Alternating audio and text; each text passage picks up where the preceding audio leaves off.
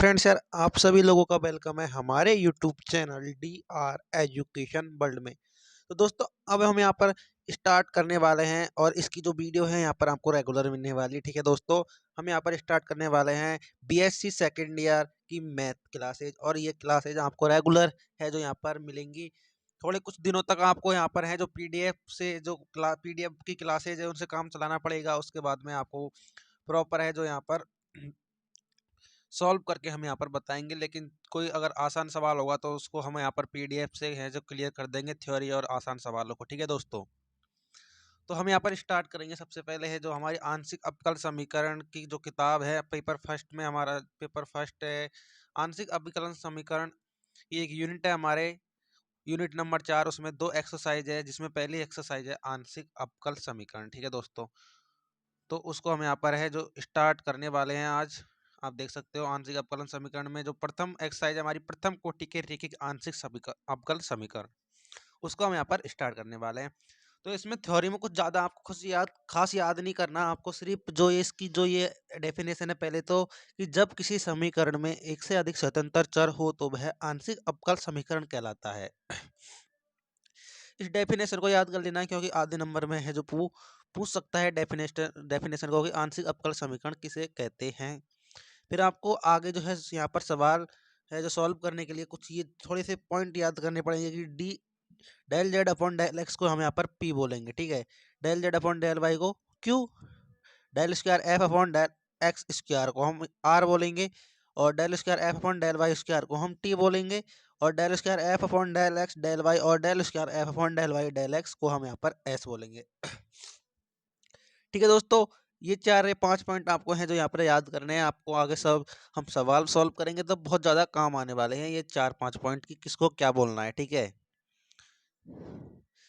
फिर आपको आगे बढ़ते हैं। तो आगे यहाँ पर पीडीई की कोटि, ये कोई ज़्यादा इंपॉर्टेंट नहीं है, लेकिन फिर भी अगर देखो जो समीकरण हमारा दे रखा होगा ऐसे x del square z upon del x square, तो जिसकी पीडीई की कोटि भी समीकरण में उपस्थित उच्च कोटि ही अवकलन समीकरण की कोटि होती है। मतलब इनमें से जिस जो भी अधिकतम स्क्वायर होगा, मतलब अगर सिर्फ ये होता तो इसकी कोटि 1 होती, तो इसकी घात यहाँ पर अधिकतम समीकरण में अधिकतम घात 2 है तो इसकी कोटि 2 हो गई, और समीकरण में अधिकतम घात 3 होगी तो उसकी कोटि यहाँ पर 3 हो जाएगी। ठीक है, तो फिर हम जो हमारी पहली एक्सरसाइज है उसका जो प्रथम फर्स्ट जो एक्सरसाइज है उसको हल करने का यहाँ पर तरीका बता रहे हैं। सबसे पहले हमको यहाँ पर समीकरण मिलेगा f x y z a b. ठीक है, इस रूप में हमको यहाँ पर जो एक स्वेच्छ समीकरण मिलेगा जहाँ पर ए और बी स्वेच्छ अचर है। फिर उसके बाद समीकरण का एक्स व वाई के सापेक्ष आंशिक अवकलन करेंगे, जो हमें ये समीकरण मिलेगा समीकरण नंबर 1 दे देंगे इसको। फिर इस समीकरण का हम एक्स और वाई के सापेक्ष है जो यहाँ पर आंशिक अवकलन करेंगे दोस्तों। उसके बाद में हम यहाँ पर समीकरण द्वारा दिए गए समीकरण में ए और बी का विलोपन कर अविष्ट आंशिक अवकलन समीकरण f x y z p q प्राप्त करेंगे। सिर्फ हमको ए बी के स्थान पर यहाँ पर है जो समीकरण में पी क्यू को प्राप्त करना है बस, और हमें यहाँ पर कुछ नहीं करना है। तो चलो चलते हैं हमारे फर्स्ट सवाल पर। फर्स्ट सवाल है हमारा जेड बराबर x plus a by plus b.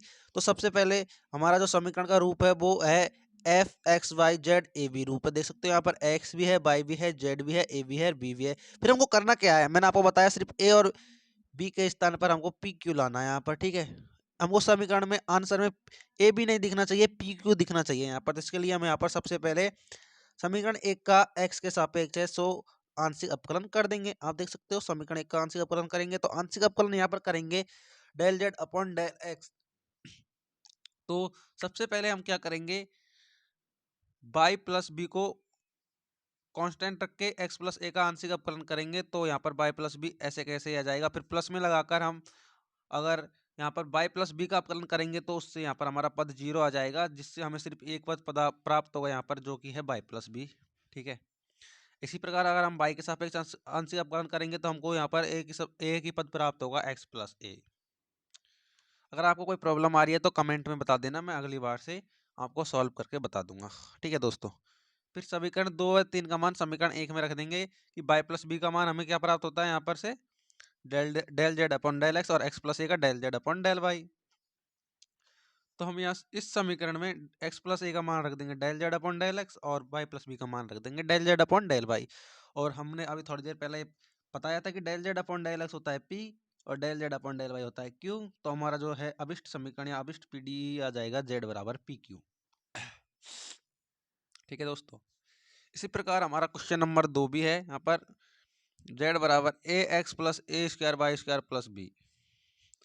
सबसे पहले हम इसका x के सापेक्ष आंशिक अवकलन कर देंगे तो हमको यहाँ पर सिर्फ a प्राप्त होगा, क्योंकि और ए स्क्वायर का और बी स्क्वायर का करेंगे तो 0 प्राप्त हो जाएगा और b का करेंगे फिर भी 0 प्राप्त हो जाएगा, क्योंकि ये हम x के सापेक्ष कर रहे हैं तो ये कांस्टेंट हो जाएगी इसके लिए और इसका अवकलन है जो यहाँ पर 0 प्राप्त हो जाएगा। इसी प्रकार अगर हम यहाँ पर है जो b के y के सापेक्ष आंशिक अवकलन करते हैं del z upon del y, ठीक है,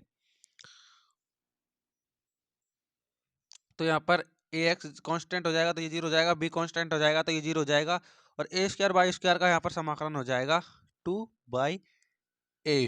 ठीक है, समीकरण व 2 व 3 से हम क्या करेंगे, मान है जो हम समीकरण 2 व 3 को ले लेंगे। यहाँ पर थोड़ा सा मान हमको अब उसमें नहीं रखने का है, क्योंकि वो ऐसा हमारे पास मान यहाँ पर नहीं आया है।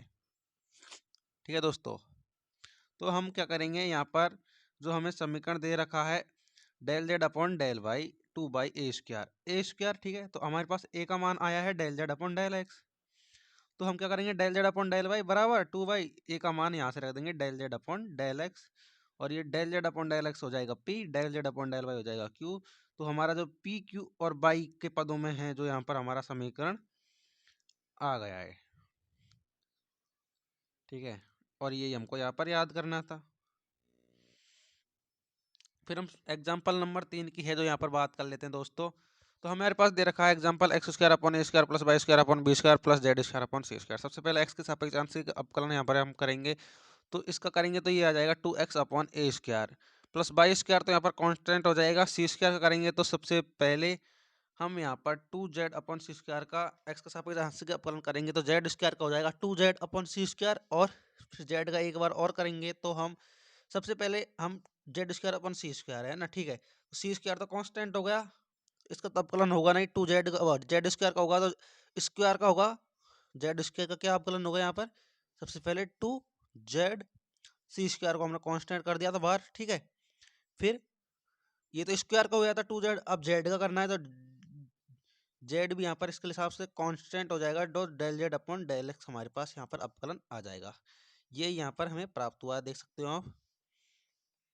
ठीक है, तो del z upon del x बराबर हम इसको इधर भेज देंगे तो हमको प्राप्त हो जाएगा c² x upon a² z minus का। इसी प्रकार y के सापेक्ष आंशिक अवकलन कर लेंगे और हमें जो है यहाँ पर ये प्राप्त हो जाएगा। फिर समीकरण 3 का हम पुनः है जो यहाँ पर समीकरण 2 का सर्वप्रथम समीकरण 2 का x के सापेक्ष आंशिक अवकलन करेंगे, पुनः समीकरण 2 का x के सापेक्ष आंशिक अवकलन कर देंगे तो हमें डेल² z अपॉन डेल x² प्राप्त हो जाएगा minus c² a² 1/z minus x upon z² del z upon del x. इसी प्रकार समीकरण 3 का पुनः y के सापेक्ष आंशिक अवकलन कर देंगे। फिर हमको करना क्या है, हमको समीकरण 2 से इस वाले समीकरण से क्या निकालना है, c² अपॉन a² का मान। c² a² का मान कैसे निकालेंगे, c² अपॉन a² को ऐसे रख देंगे और इधर है del z upon del x. ठीक है, तो ये z अपॉन एक्स हो जाएगा, z ऊपर x नीचे, तो हमारा c² अपॉन a² का मान क्या आ जाएगा, minus z upon x del z upon del x. तो c² अपॉन a² के मान को हम रख देंगे यहाँ पर समीकरण नंबर 4 में। तो डेल² z अपॉन डेल x² और c² अपॉन a² का मान क्या आया था हमारे पास, minus z upon x del z upon del x. और ये इसको समीकरण हमारा ये प्राप्ति है यहाँ पर, ये देख सकते हो 1/z minus x upon z² del z upon del x. ये ऐसे कैसे रखा है, फिर इसको कुछ नहीं किया, सिर्फ इसको मल्टीप्लाई यहाँ पर हमने कर दिया है। ठीक है, इसी प्रकार हम क्या करेंगे, समीकरण 7 से भी वो समीकरण 3 से भी c² अपॉन b² का मान निकाल देंगे और उसको हम समीकरण 5 में रख देंगे। c² अपॉन a² का मान रखकर फिर इसको सिंपल यहाँ पर गुणा कर देंगे और हमारा जो है अभिष्ट पीडीई यहाँ पर है जो प्राप्त हो जाएगा। ठीक है दोस्तों, आपको करना क्या है इसमें, del z upon del x बराबर क्या है, यहाँ पर del z upon del x बराबर हो जाएगा हमारा यहाँ पर p, del z upon del y बराबर हो जाएगा हमारा यहाँ पर q और डेल² जेड अपॉन डेल x² का है जो हमारा है जो यहाँ पर अभिष्ट समीकरण जो है हमारा जो है पीडी प्राप्त हो जाएगा। ठीक है दोस्तों, तो आज के लिए बस इतना ही। मिलते हैं नेक्स्ट वीडियो में, और अगर कमेंट में कुछ आपको डाउट आ रहा है तो कमेंट पूछ सकते हो।